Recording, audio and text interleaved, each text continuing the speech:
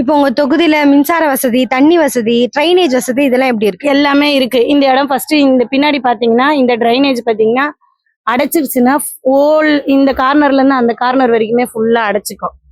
இப்ப இது எல்லாத்தையுமே உடைச்சி மெயினா எல்லாமே போகணும்.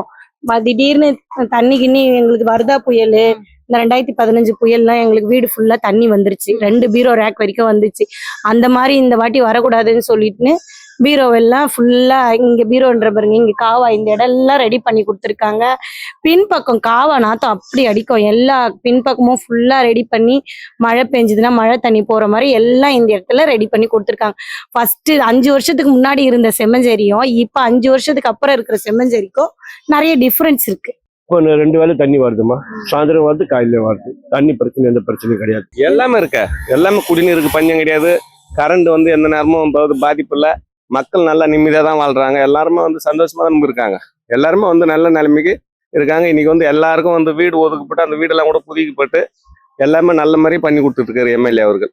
அவர் மீண்டும் ஆட்சிக்கு வந்தாருன்னா இன்னும் நல்லா இருக்கும். அவர் தான் அடுத்த எம்எல்ஏவும். தண்ணி நினச்ச டைம் கூடுவாங்க, வரும்போது பிடிச்சிக்கணும். வேலைக்கு போனவங்களாம் போட முடியாது மோட்ரு. வீட்டில் இருக்கவங்க போட்டே பிடிச்சிப்பாங்க. கரண்ட் போவோம், அடிக்கடிக்கு போவோம். நைட்டில் ஆஃப் பண்ணிருவாங்க, தூக்கம் இருக்காது. அப்படிதான் இருக்குது எங்களோட லைஃபே.